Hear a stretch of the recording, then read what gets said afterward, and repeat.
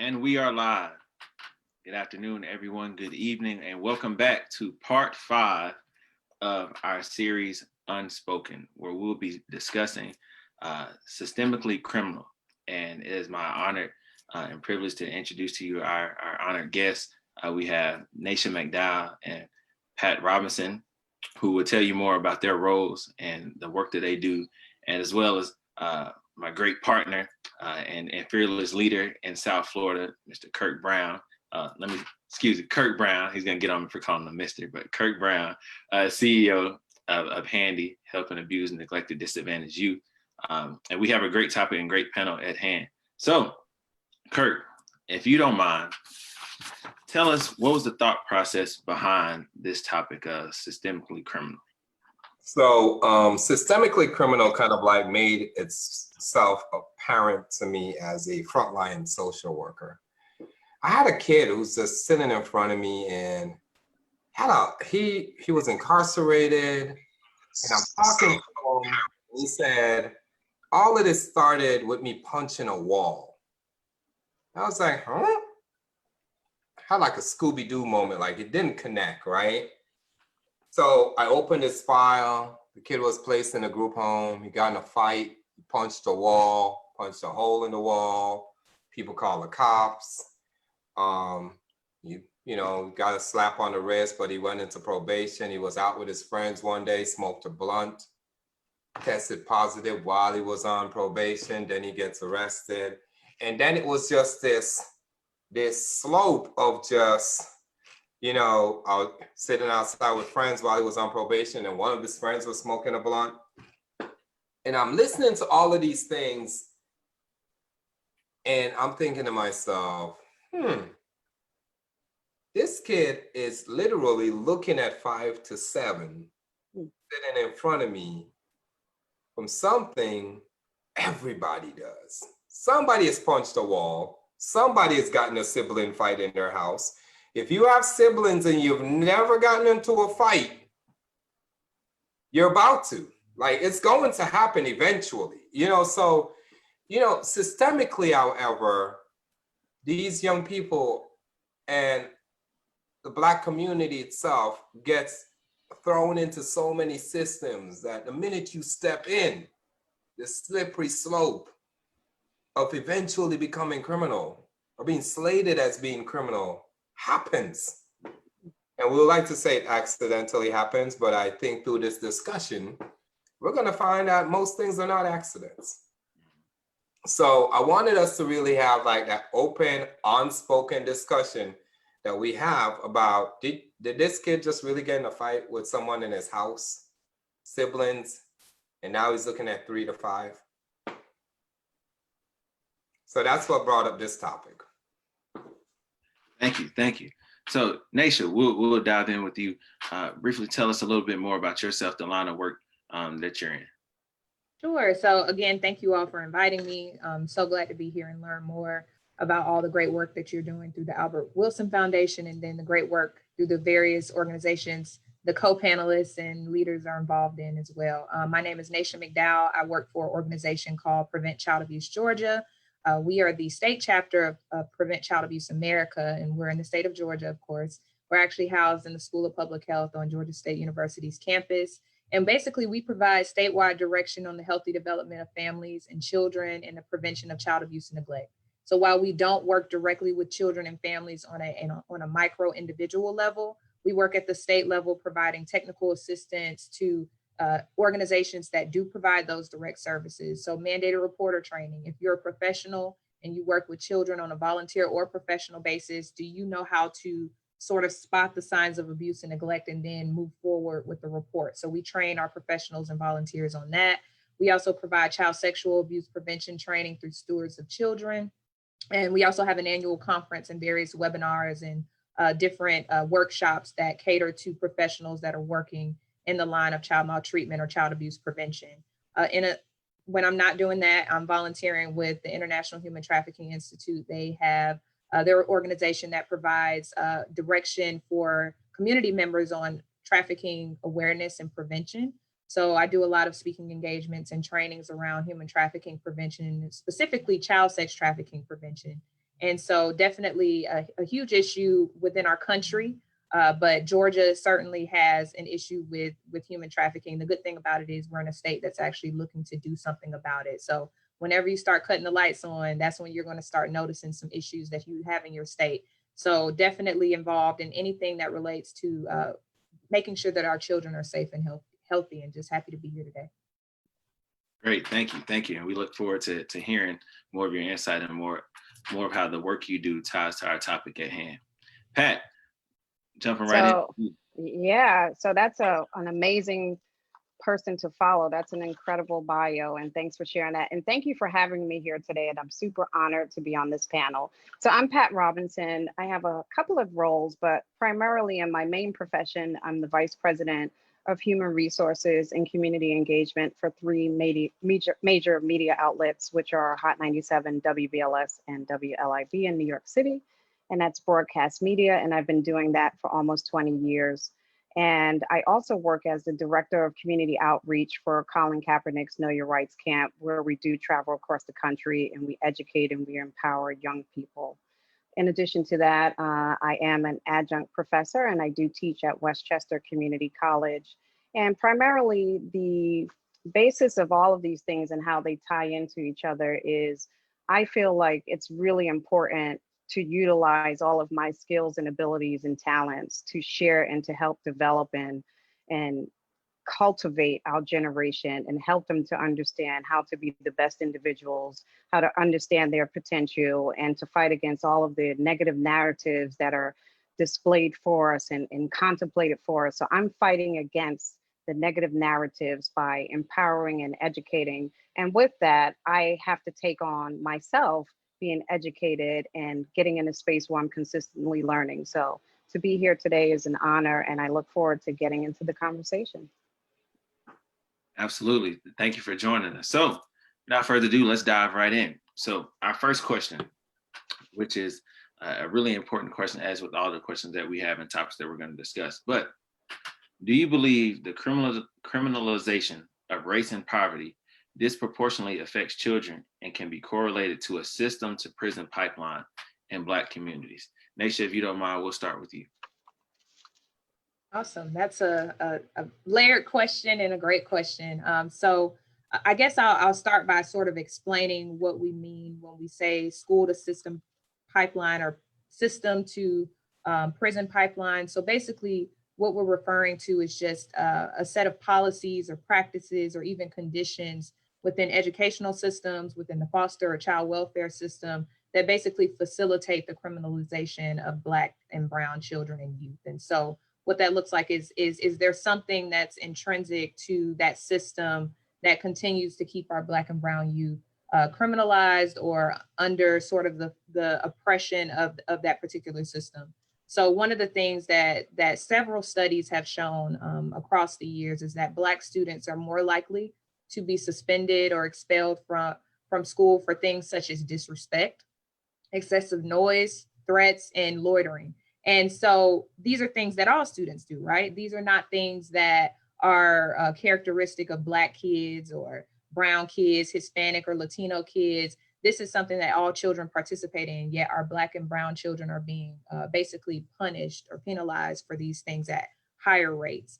And we've even found in some studies that Black males in particular experience some of the highest rates of exclusionary discipline, such as school suspensions or expulsions, more so than their white counterparts. And so it certainly is an issue. The data does not lie about the rates that our children are experiencing these things. And we certainly have to also make sure that we're inclusive of Black girls, because oftentimes when we have these conversations, we leave out the fact that our Black girls are also being overlooked and they are being criminalized for things that white girls do at the same rate, if not more.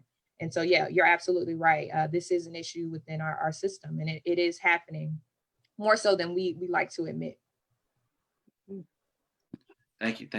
Pat, you work with a lot of youth, whether it's in your teaching on the weekend or through your work as the Director of Community Outreach with the Know Your Rights Camp. Would you like to follow up and add anything to that? Yeah, so like for me, I have a problem with anything that has a disciplinary system that is designed to move our students and our young people into the streets, right? With hard zero tolerance policies. To me, that's a form of abuse, whether it's physical, whether it's mental, and it is an opportunity to discard and not look at possible behavioral issues, the vulnerabilities that our people are experiencing, whether it be poverty, low income situations. It just discards the entire process. And so when we do that, and it's particularly happens to children of color. I mean, that's where it happens. I mean, we can probably pull up on the internet and look at videos. I just looked at a video yesterday, which was a reminder of a school to prison kind of scenario where a young lady was dragged out of her seat by a police officer. To me, that is very harsh. It does not take into consideration the aspect of any kind of mental health opportunities to train our children and help our children, but it's just another form of disciplinary racism that exists in the education system, to me. Absolutely, absolutely. Kirk, anything to chime in? We say the school to prison pipeline, but then more specifically on a broader scale, the system to prison pipeline. You want to expound more on how the system encompasses all of those things? So I read this question about 20 times. And the part that bothers me the most is the word effects. Do you believe the criminalization of race and poverty disproportionately affects children of color, right? So it brings me to this: you're big, you're Black, you might be threatening in certain environments, conversation that we have all the time with our children. Right? Show of hands if you've witnessed this conversation. Oh, yeah. Right? And so, you know, children in the Black community get this conversation, and then it's backed up by the data. It's backed up by what they see in the systems and in their community. And then they live their lives in a symptomology of fear. And fear robs you of freedom. Absolutely. Right? So you're literally living in a psychology of fear constantly. And we have had that conversation with our Black boys and our Black girls. So maybe you don't need to talk that loud, or, you know, son, you got to realize you 6'3" and they might see you come around the corner. And it's all because of this, because at the end of the day, society sees him or her as a threat. Right. That turns into what is then written into policies and practices and procedures in these different systems, right? So the effect itself is not just on the youth that ends up in the system or is criminalized, but it's also on the other youth that grows up with the symptomology and the psychology of fear. Because we've had that conversation. And I would even add, Kirk, it's an impact on the parents, right? Because we're living in fear for the fear of our children. So we're on eggshells, and we're trying to govern how they exist and manage down those characteristics that may be threatening to others, or what we think may cause attention. So we're living in this constant state of, oh, I hope that they're doing the right thing when they're not with me. I hope that they are governing themselves the right way. So we're in a state of fear too. So it's even beyond the children, it's to the parents as well.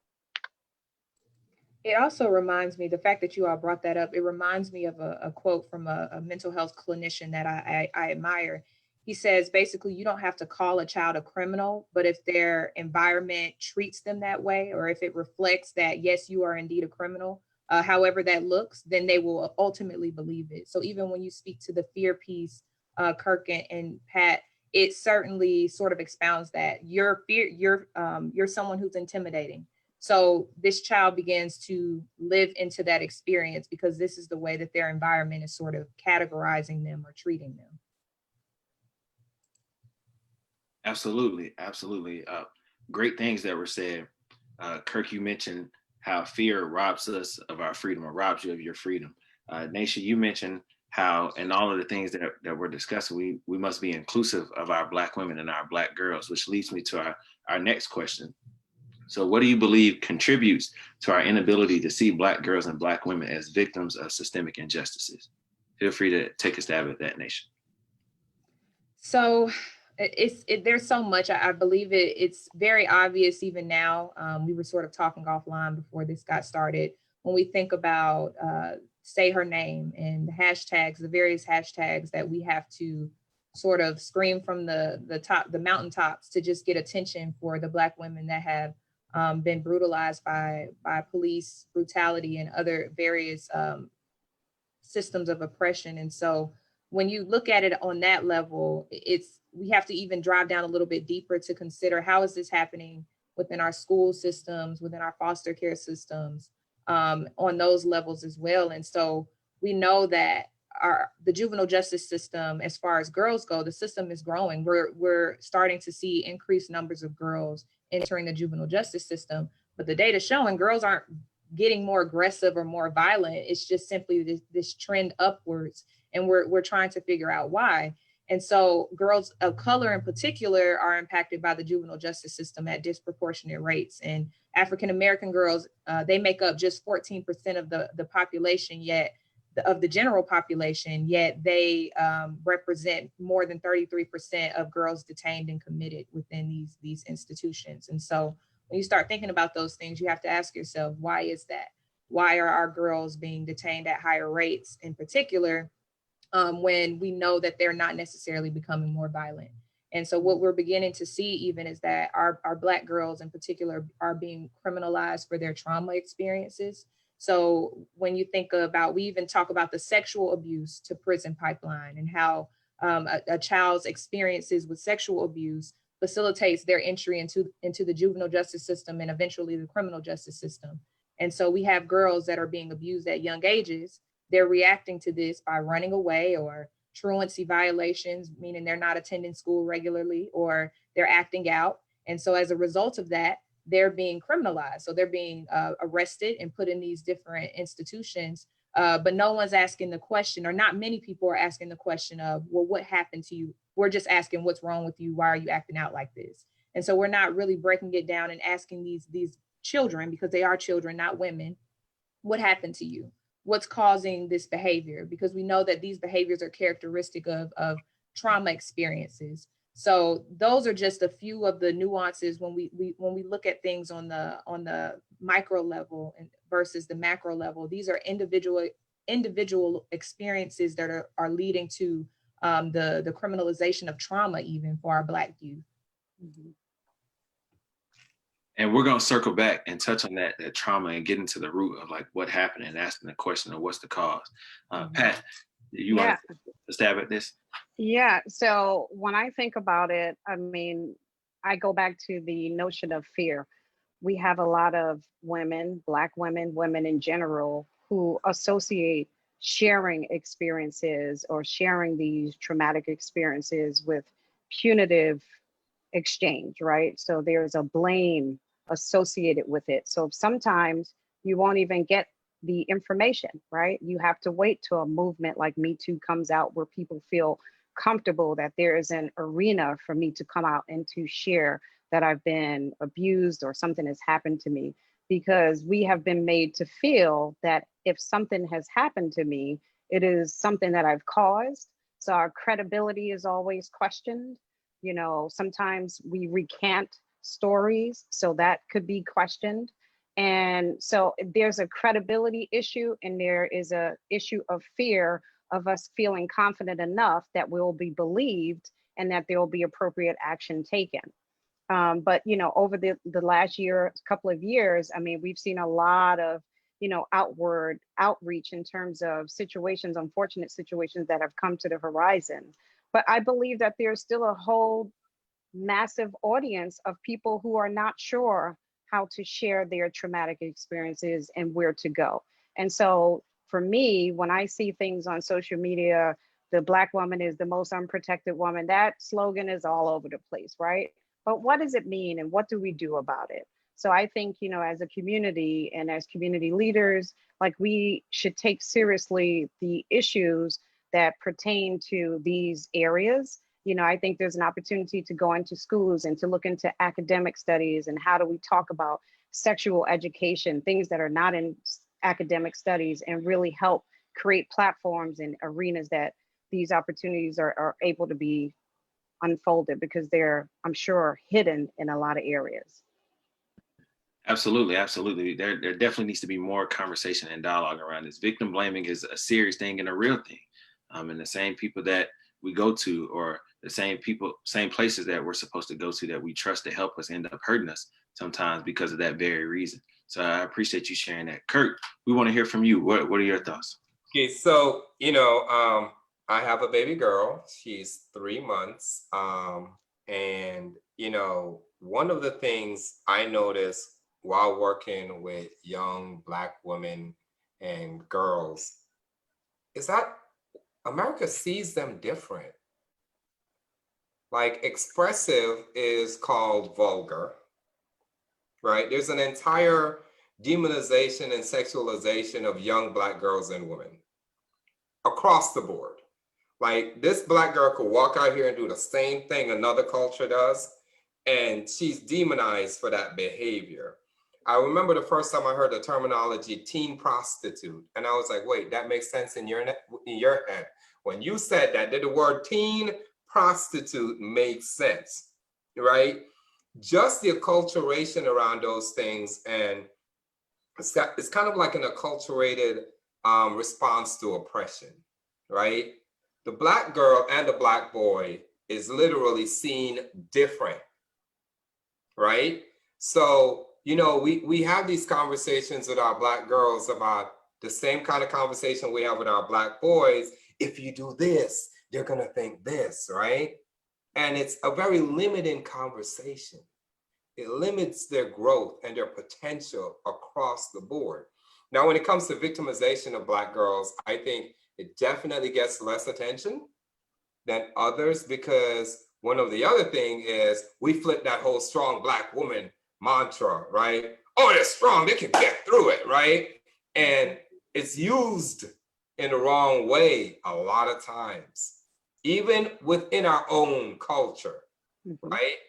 We have built each other up to make it through pain, but when the pain consistently comes from your society, it's time to shut off the faucet of the pain, right? So I really think that's why, back to the question, a lot of times it's skipped over. The time is not spent to, really not add criminalization to a trauma response. I hope I did that justice, ladies. You did, and so I love the fact that you touched on the strong Black woman mantra, because that is for real, and it has been alive and it lives. And so, even through traumatic situations, pain, bereavement, whatever we go through, there's this expected resiliency that we're supposed to have no matter what. And you know what? We actually try to live up to it, because we feel like we'll let the theory of it down if we don't live up to it. That's what they expect of me. So even in my most vulnerable time, I'm going to be strong, because if not, I'll be viewed as weak. But sometimes it's okay to be weak, but it doesn't mean that you're out. It's just, hey, at this time, I'm going through something. But that strong Black woman thing is to a degree good, and to a degree not so good, right? And I think that we have to take some onus on how we use it in our own society, because I think it's a double sword where it could hurt us as well.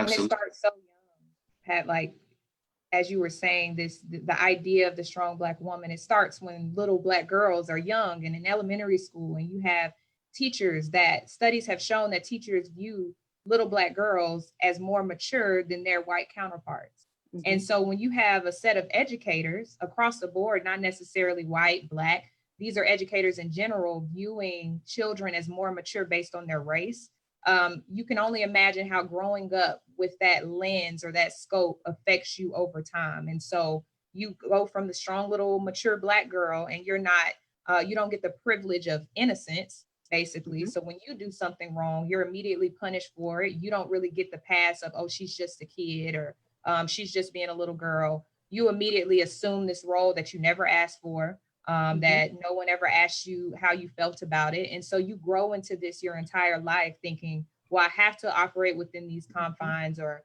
I have to be this certain type of way. I can't show someone that I'm vulnerable in this moment. And I mean, it just goes to show just how even over the life continuum, it starts so early in little girls and how they have to hold that. And it's quite challenging at times to think about it from that standpoint, but it's real. Yeah. And it goes right back to the question we had talked about earlier, is like, it also contributes to us normalizing pain and keeping things in. So when you're talking about any kind of abuse or anything that we need to speak about, we're trained to be so tough. Oh, that's not nothing I need to be putting out there because that'll deem me weak, or, you know, I might get, so it's a vicious cycle. So we do have to be careful with it. So ladies, I'm a searcher. So, you know, you guys hit the nail on the head. And I just have like a question there. Then if you think about the cycle that we just described, right? Doesn't that then add to the license for oppression, right? So Absolutely. if I'm going to treat you a certain way, and it's not just a school, Naisha, it's like at home, we're also telling this little Black girl, you know, you gotta be 3 times as fast, and you gotta be, you know, all these different levels to survive in the society. And we're not telling her this because it's not true. It's kind of, so when she runs into oppression, you know, and you're expecting her to come tell you about the oppression, she's That's right. thinking, this is what they were getting me ready for. So That's right. That's right. I'm supposed to push through this part. That's right. That's exactly right. And make oppression a part of our nucleus. Or how we respond to tears. Like, what do we say when someone comes home crying about something that somebody said on the playground? Or right, that's correct. Said, it's automatically like, well, next time do this X, Y, and Z, instead of, okay, how did that make you feel? Allowing the child in that moment to articulate their emotions, or really challenging them to articulate their emotions. And then we wonder why we have generations of adults who don't feel comfortable articulating how they feel about certain things. It's because as a kid, I was told to suck it up, go stick your lip in, go stand over there. That's you know, correct. You were told to basically suck it up because this is just life, and you just need to deal with it, as you said, Kirk. And so that cycle continues, because then you have people who are not in a space where they can be emotionally, not necessarily intelligent, but just in tune with what they're personally going through. So yeah. So it's almost like making us like these superheroes that we don't choose to be. Exactly. Carrying the burden. There's so much pressure that we carry, the pressure that we have to be 3 times better than our counterparts, as Kirk mentioned, or the pressures we have in our home or in the workplace, etc. But I want to take a step back a little bit. And a lot of you, all of you have touched on it a little bit, but Kirk, in our conversations and in your line of work, you've constantly talked about how if a youth comes in office, and sometimes they may be outraged about something. And what Handy does a great job of doing is just letting them air it out and letting them get it out and express themselves. As it pertains to what Naisha mentioned earlier about asking what happened and what was the cause of that outrage or something that transpired.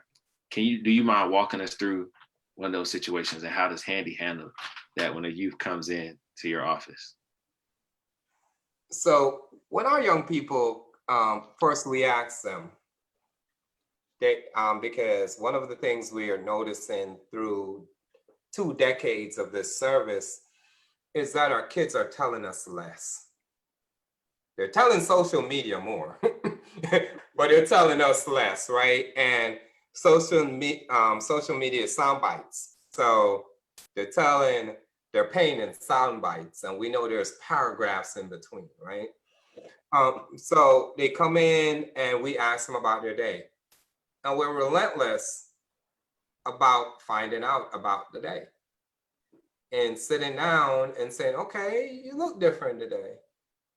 You're not your joyful, smiley self. Leave me alone is usually the initial response. Okay, let's have a snack. Let's shoot some basketball. Let's play a video game. In the middle of a 30-minute video game, you're asking questions in between, indirectly, case managing and therapeutic approaches. And your CBT and cognitive behavioral therapy techniques, trauma focused, of course, because you know some trauma happened.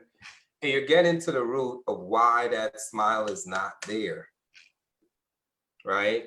Why does this kid look distraught? Or we also have the young people, of course, who've been told, work 3 times as hard, it's natural, so they wear that smile and the pain is behind. So ask that kid the same question. So, you know, I'll give you a prime example. One of our young ladies, she left for the military yesterday. And 2 weeks ago, I called her and I was like, so how you gonna leave? And she was like, I'm just gonna go. So I'm having a conversation with her. I'm like, you're just gonna, you mean you're just gonna leave and not tell me you leaving or tell anyone you're leaving? She's been with us for like 3-4 years. She never got taught how to say bye. Wow. Never got taught how to say see you later, because abandonment has happened so many times, right? She got used to it. I was like, well, you know, we're gonna miss you, but it'd be nice for you to say bye. The root cause was she wasn't saying bye in case she failed, right? The next level that she's going to, there's a fear of failure sitting there, and she didn't want to say bye and go fail and let us down. She'd rather leave, go be successful and come back and say, haha, I did it, right? Mm-hmm. So I had a conversation, I planted the seeds. I said, fail or win, we're family. And you don't have to say bye, say see you later. The day before it's the day for her to leave, she mysteriously texts me. Because, you know, they text. Yeah. The phone is just for texting. So I call her. And the day she's leaving is when she wants me to get everybody on the screen so she could say goodbye. She gets on the screen with all of us. And she's like, Mr. Kirk said, you know, she blames it on me. But at the root there, she really wants to say goodbye. She's never been taught how to move on to the next level. And addressing the failure symptomologies there is important. Now, this also is a victim of abuse. This is also a victim of abandonment. So you have to go deeper. Trauma has a look. Trauma has a face. Trauma has a behavior that's associated with it that can't be based on face value. So the professionals that are around the people of trauma have to get to the soul of the matter, not what some little stupid book told you. For all the literary people out there, don't send me no emails. You can read it, but within the practice, there's a soul within trauma that you have to dig deep to get to and sit in your seat for 15, 30, 45 minutes, an hour to get to the root cause behind why she didn't want to say goodbye. And she said goodbye, and then all of the staff, she got what I knew she needed, which was knowing how much those 32 people on that screen really cared about her. Some people got teary-eyed. She was just sitting there like, oh, wow, this is what it's supposed to be. When we're in this gap of socialization with our young people in our community, we get to create what the soul should look like for those who don't know what it looks like. And that's the true definition of community, right? So at the end of the day, that's how Handy goes about doing it. We're helicopter parents, and we're going to dig deep, and we're going to throw in therapeutic practices. But the most important thing there is a smile on that little girl's face. And the fact that she knows she can go and fail, right? That's true love. We're going to love you even when you fail. That's amazing. So that's kind of like how Handy does it. Absolutely. Thank you for sharing. Thank you for sharing. Great story. Pat, this next question, we're going to start with you. So you work hand in hand as one of the leaders in the Know Your Rights camp. I've had the opportunity to attend and volunteer and work with you all on a few occasions. And I like the 10 points that you all give the youth, as well as all the the rest of the information that you all provide youth in the whole experience. So this next question, what's the historical reasoning for criminalization of minorities? What do you Oh believe? my gosh. Oh yeah. Come on, I mean, Professor. Come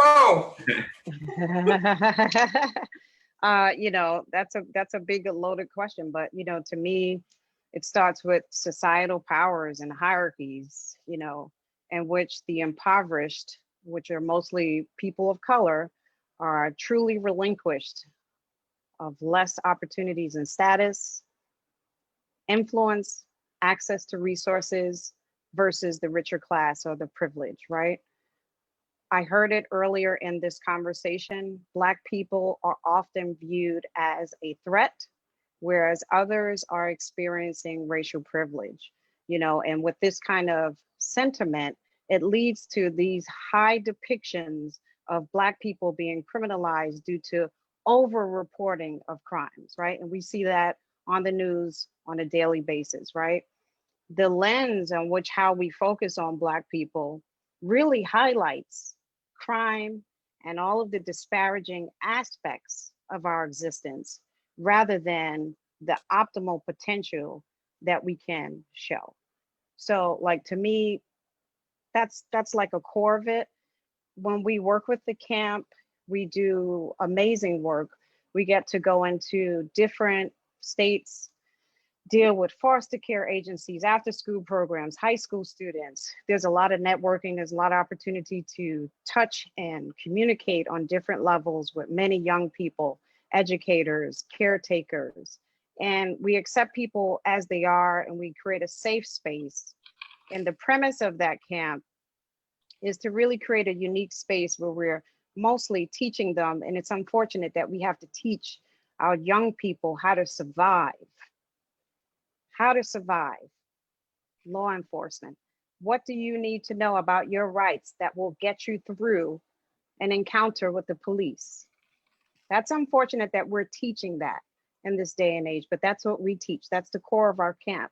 But it's not only the core of our camp, because that's not only what we want to leave our young people with, because there's a bright side to our existence. And so when we talk about oppression, we know it's real, we know it's there, but we also want to make sure that we show our young people that there is opportunity for us, that we're able to achieve things. So we teach them about tech, we talk about financial literacy, we talk about the 360 person, health and wellness, we teach them about leadership, history, and we allow them to be their true and authentic selves in that space for that one day. And we carefully take our time to bring in specialized speakers that will deliver information, not over and above the audience's head, but information that relates to those young people, that not only when they leave, that they're able to retain it and remember that experience and hopefully feel inspired to change, or something, some kind of light bulb has gone off. So it's an incredible camp.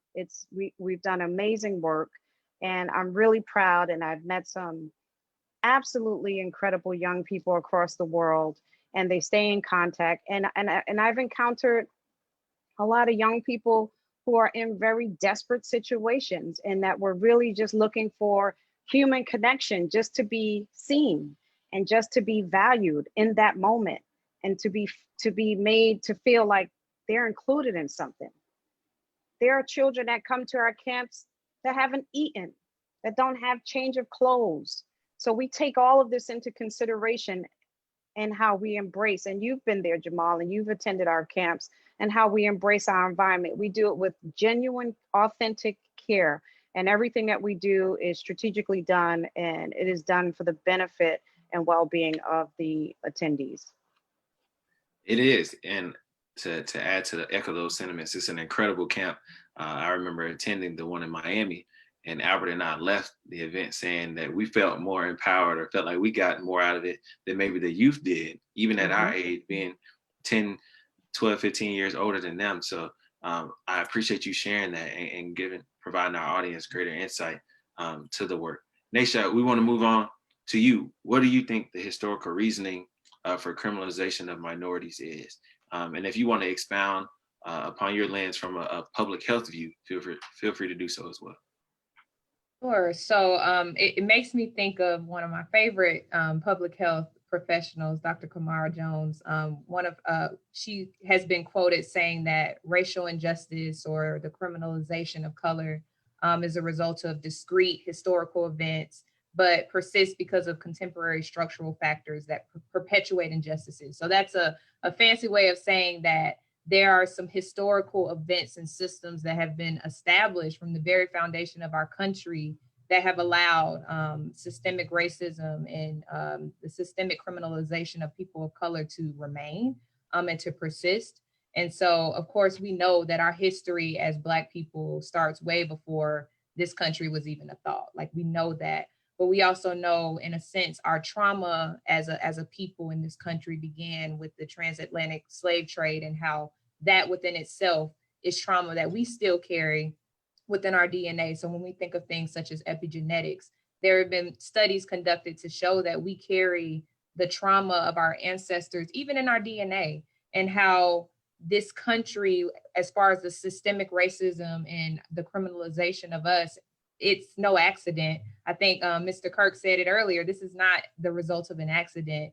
There have been basically these injustices are the products of laws and policies that have been implemented by people of power, primarily white people who have been in control of this country for centuries. And so when we think of even the beginning of slavery and how even after slavery ended, many states moved on to sort of criminalizing African Americans by implementing these simple policies and laws that criminalize Black people for doing the simplest things, like walking around without proof of employment. So now you have all of these Black bodies being shuffled into the criminal justice system or incarcerated, and now they're being basically rented out to various companies as a way to make money for these companies, but also as a way to keep Black people basically in a form of slavery. So then when you think of books like Michelle Alexander's The New Jim Crow, and how mass incarceration, even in this current day, is a huge issue for our people, for Black and brown people in general, and how we continue to deal with these injustices over time, and we just can't catch a break. And so Kirk said something profound earlier when he said that children, this fear that's sort of instilled in children at an early age, particularly Black children, it affects not just the children who's receiving this message, but everyone within the community around them. So even when we think of mass incarceration, it's not just impacting the kids who have parents that are in jail, or the kids who have been in the juvenile justice system. It's impacting the kids who never had spent a day in jail, or families never spent a day in jail. And so when we think about just the long lineage of racism within our systems, and how on a macro level, our systems are basically taking these things to keep a certain type of people, Black people, brown people, oppressed, it's no accident. It's not something that happened by happenstance. There are intentional policies and laws that have kept us in these positions since the beginning of the foundation of this country. And so it's unfortunate, but we can't remain in that phase of fear, as you all talked about earlier. We have to continue to fight against it, and we also can't be hopeless and just say, well, it is what it is. We just have to take the cards as they fall. So I admire those that are in the fight and continuing to educate us on these issues, because I know for me, it's been an educational journey, just learning about how a lot of this was no accident. You know, what we learn in history class in high school and in middle school, they don't tell us this stuff about the laws and policies from the beginning of time that have kept us entrapped, basically. So I think continuing to educate ourselves, and not necessarily being surprised at the things that we find, but just dedicating our lives to doing something about it when we learn about it. Agreed. Love that. Loved where you took it at the end. Kirk, what do you think is the historical reasoning for criminalization of minorities? Money. It's all about money that's been established in policies and practices. I mean, I'll take foster care, right? Kid comes in because of abuse, abandonment, and I'm not saying there's not great people in the foster care system, okay? If you're great and you're in the foster care system, this ain't about you, right? So different level of behavioral issues get paid different levels of income to be in that system, right? The same thing with criminalization of minorities. Somebody is making a lot of money that is established in policy, right? If prisons was a hotel, but it has a 97% occupancy rate, you have to start thinking to yourself, wow, money is behind this. So follow the money that is established in policy and practices. It's not going to be blatant for you to see. You're going to have to read subparagraph section 3C with the little I and then the little A to get to the policy that actually perpetrates or, you know, starts the engine for that little sixth grader who, you know, just got tagged with, you know, a charge, but he's now in probation or whatever. And that slippery slopes, he starts with that paragraph. It's walking to criminalization starts with that paragraph. Marijuana is just a very interesting view historically now on how criminalization can, 2 decades ago, look totally different on the context of a subject than what it looks like today. Right? Right. Yep. Right. I appreciate that, Kirk. So to follow up with everything that you just mentioned, bringing it back home a little bit, do we condone subcultural criminal activity in our communities? Kirk, we'll start with you this time. Because my eyebrow raised, yeah. Uh-huh. We have some practices that, and I think one of the things about change is we have to first admit what we do, right? But is it criminal behavior or has it been defined as criminal, right? So subculturally, there are things that we do subculturally that, you know, is legitimately defined as criminal, like stealing cable, you know, stealing internet. You walk outside, somebody's smoking a blunt. Do you call the cops? Not really. Not in some of our subcultural contexts, right? Because I can go to the other neighborhood that is not predominantly my race, and they're also smoking weed and no one's calling the cops. But subculturally, we do some things that within itself, we look at each other and we're like, yeah, that was wrong, right? But we have to own some of that. And I think we condone some criminal behavior. And I think the way we condone it actually cripples our community. I agree. Pat, I will use the word snitch, right? I will definitely use the word snitch. And we have the saying, snitches get stitches or whatever, and we play with it a lot until it's your family member. That's right. Until it's your family member that is harmed by a violent action and the cop shows up and they're like, who did it? In the middle of the day when 30 people were outside, and then everyone's like, oh no. Until it's your family member, then it hits home. And we've lost a kid that way. You know, we've lost a kid where, you know, we roll up and we found out that a kid was killed by, you know, someone killed a kid, and the cop is like, there were literally 17 people out here when it happened and no one saw anything. So we have to kind of like really get to that place where we hold ourselves accountable also. Now there's actions that are overly criminalized. And I will own that too. I agree with that. But for us, we have to start literally owning some of the things that we condone. Absolutely. Pat, I saw you nodding your head. You said you agree. Yeah, I definitely agree. You know, I say yes and no to a degree. You know, my thing when I think about this question, I think about, you know, all of the people that I engage with. I engage with a lot of people who have become master storytellers of the problem. I know a lot of people that could tell you the problem really, really good about what's going on in the community, and they take no action. They see it, they know what's going on, and they take no action, right? And that's a problem in and of itself, right? There's an opportunity for all of us to be more focused in this space. I'll give you an example. You know, and we've all probably grown up in the hood. You know, that coin term hustler. You know, that dude that get his money on the street because that's how he get it and he make it and that's how he eating. That was glorified and probably still is glorified, right?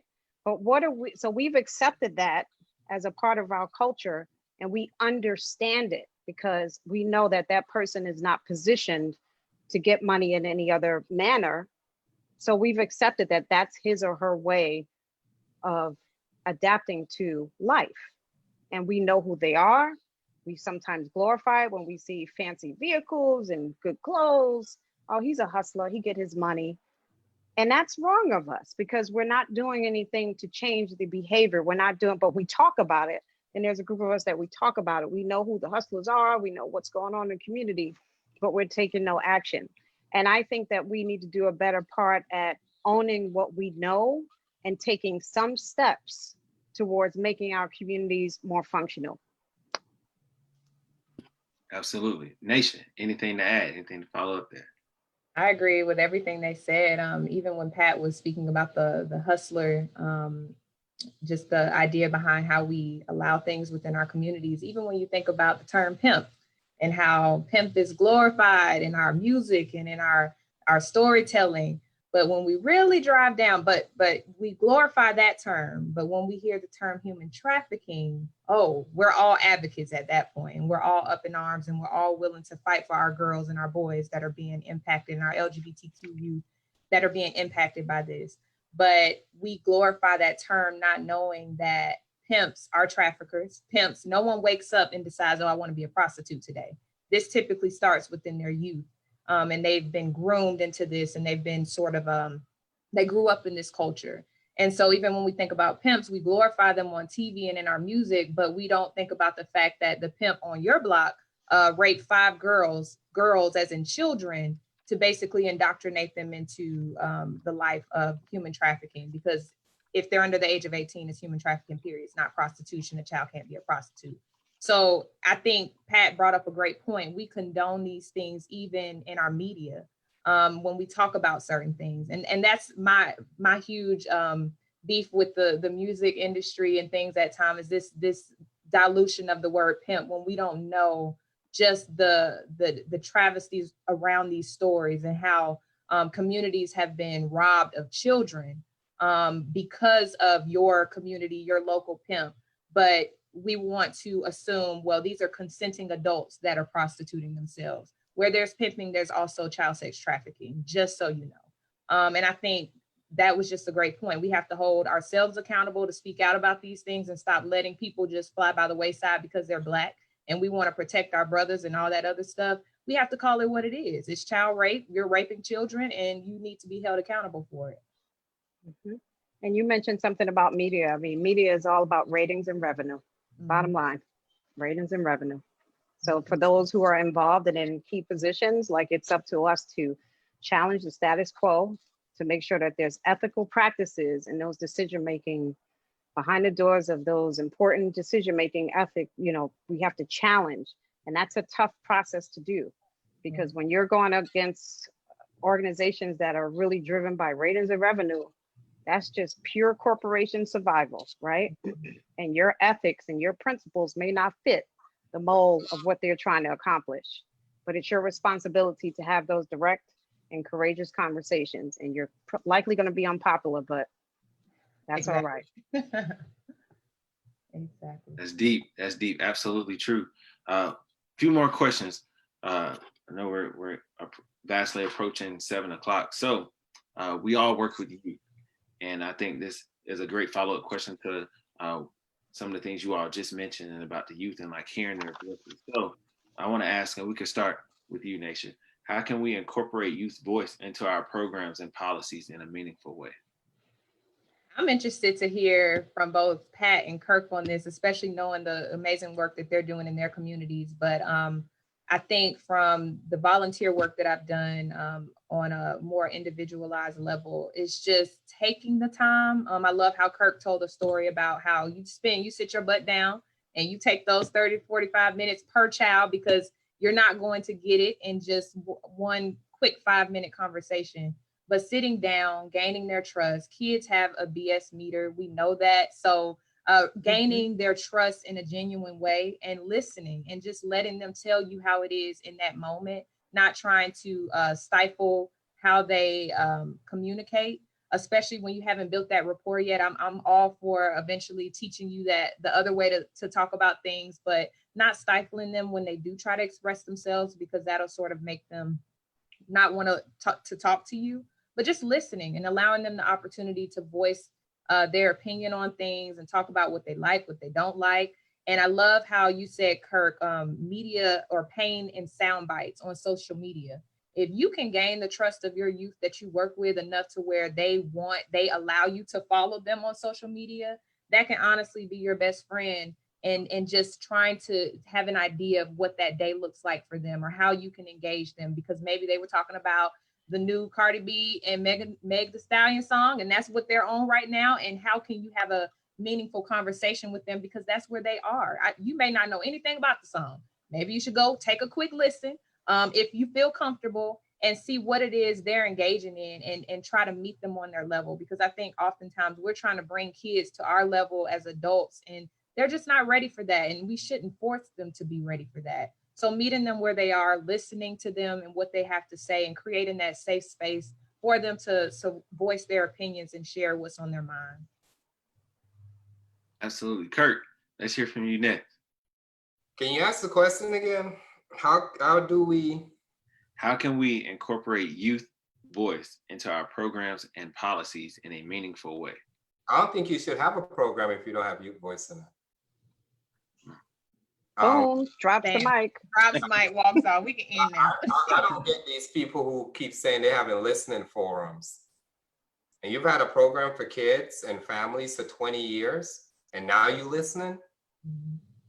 You know, you flip it over to the corporate world, you know, that's customer service, right? You're serving your customer. So you want to know what your customer thinks, right?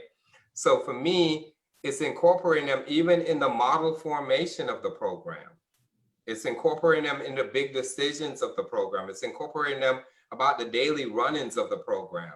You can't really, you know, serve a community. And I think it goes just to elevate it. It goes also for the Black community, right?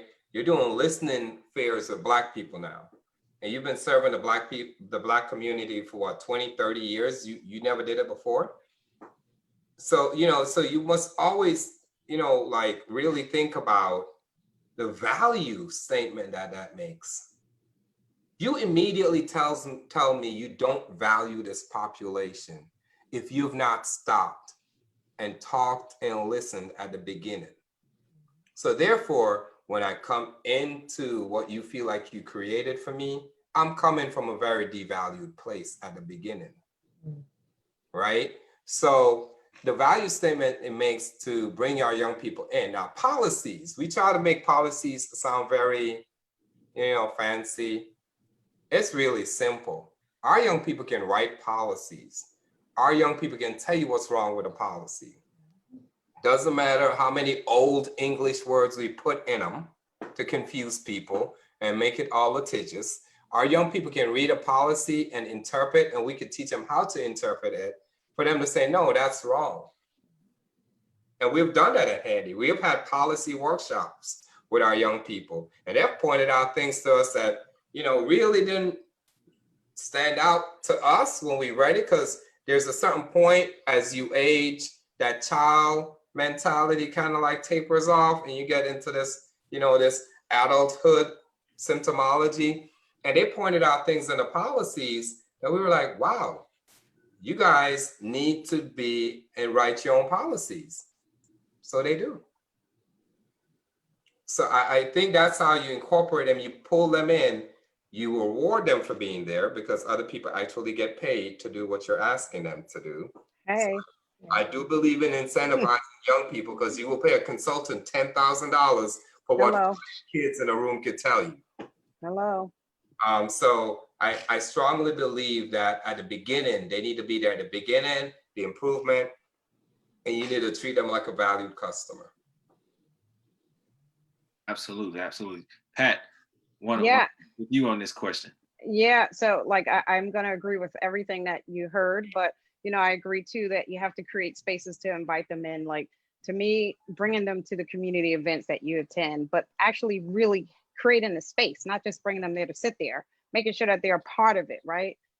So for me, I want to take the young people with me. It's important to put them in front of elected officials, introduce them to elected officials, know that, hey, you can be in front of these people. These are normal folks who just happen to hold these positions. Hold forums that give them an opportunity to speak to us. Because if you look at it, we're taking leads on what's hot, what's trending, what's important to the population. We're getting that from young folks, right? That's where the data and the research and the analytics are coming from. That's where music culture is coming from. It's driving from the younger population. So what they have to offer really matters. Teach them how to survey, teach them how to fundraise, teach them to exercise their writing abilities, teach them how to invoke press, like utilize all of these basic skills and really start building up young people so that they can be well-abled and well-prepared. And really just, to me, bringing them along with you on the journey and making sure that you're able to spend appropriate time. The biggest part for me is making sure that I make myself accessible to those who want to spend time or feel like they want to get energy or knowledge from me. Because if you become so important that you don't even have time to share information, I don't know who you are, and you just, it's hard. And so you don't want to do that, because your core base and your authenticity to the community and is really with the people. And if you're really grassroots, you can be corporate and you can be grassroots at the same time. So to me, young people are the future. And to me, I learn a lot hanging around younger people. They keep me educated, they keep me trending, and there's an information swap that's going on. So it's not just, hey, let me teach you everything I know because I'm older. There's an information transfer that continuously goes on. Absolutely, I agree with everything, 1000%. So one final, our last question as we wrap things up. Kirk always likes to end with solutions and actionable items and things that we could do, not only for ourselves and what we can do going forward, but for our audience and our listeners. So this final question: what steps can individuals who do not work in our respective fields take to end the systemic criminalization of Black and Brown individuals? I'll just throw that out there and let anyone who wants to jump on it first take a stab at it. I probably have the least to add here, but what I will say is that I don't know that we can end it, but you can definitely contribute to supporting the end of it. And the first thing to me is that you have to be motivated to be involved, right? That has to come from the core of who you are. Do you really care?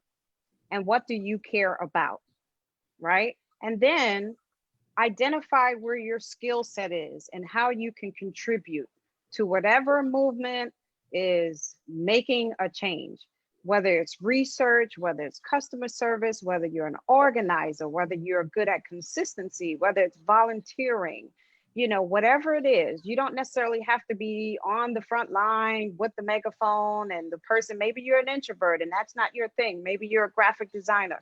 But the first part of it is, do you care? Because if you don't care and you're in it, then you're wasting your time and you're wasting a whole lot of other people's time. So identify, do you care? Check yourself, how much do you care? And then assess yourself and say, okay, I'm going to be dealing with a lot of people here.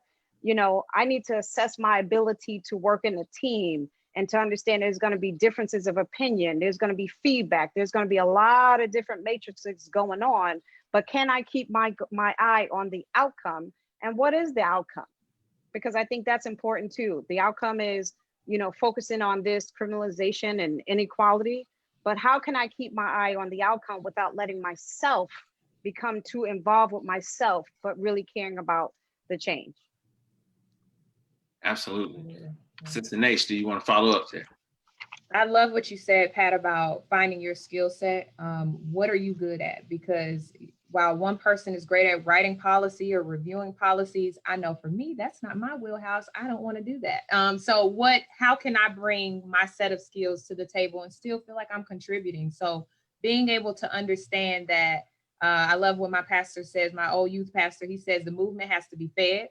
The movement needs a soundtrack. The movement needs hairstylists. So whatever it is you have within you, whether it's cooking, whether you do hair, I like to do hair. That's my thing. I'll make sure you fly when you get up on stage to go talk. Like those types of things. What can you bring and contribute? Even if it seems like it's minuscule or small, maybe to you, it may be very important to moving everything forward. So just take whatever gift it is that you could do for free, and love and still love it. Take that gift and find a way to contribute that, whether it's to children or to to any type of movement, whether it's Black Lives Matter or anything else, or the Me Too movement.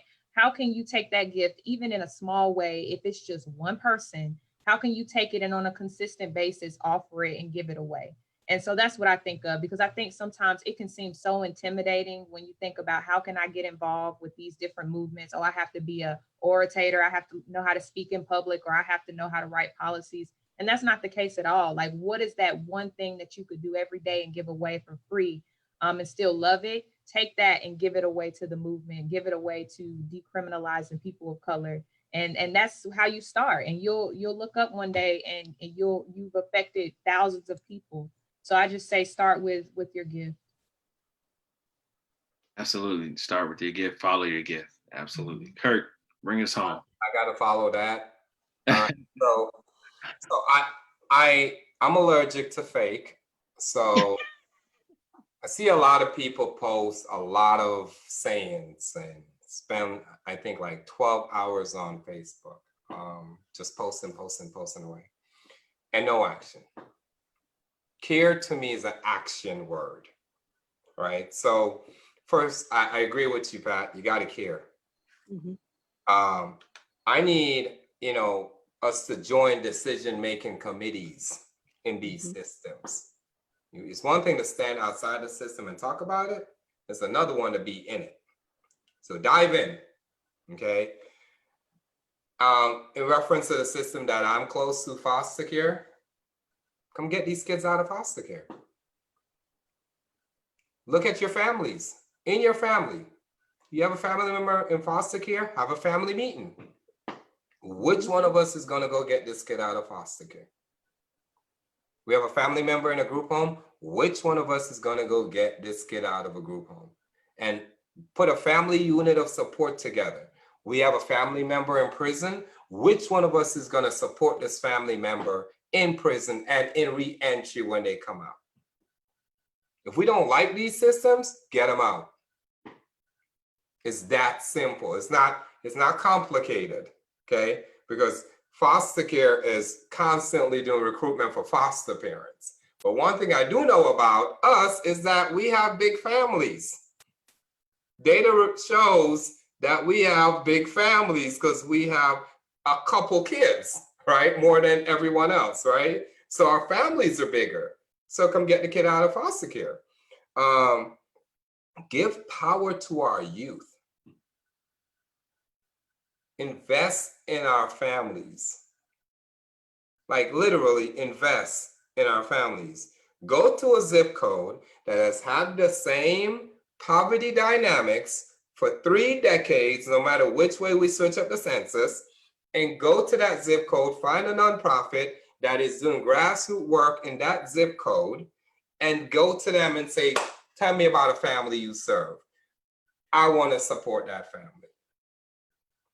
It's that simple. Because until we do that, this will continue to repeat itself. Because we have to become our own system if we don't like the system. So for me, I really think those are tangible things that we can do, but we have to care. And we have to stop falling in love with sound bites and mantras, right? We have to care and make it actionable. Amen. We got us and we save us, right? That's right. Yep. Yep. So I'd like to thank you all again for joining us. You all provided an extreme amount of insight from your perspective fields, or respective fields, I should say. I'm just grateful for the opportunity to hear you all's voices and for you all sharing your experiences and testimonies with us. So thank you. Kirk, as always, thank you for your leadership and your input and everything that you put in the hard work that goes into holding these discussions. We'll be back for part 6, our last and final episode on September 24th, where our topic at hand will be who we are at home. It'll be the split self and people that serve in positions of change and power and race at home. Also, we'll be discussing racism's impact on interracial relationships. So that'll be our final episode, our final discussion on Thursday, September 24th. So any parting words before we conclude?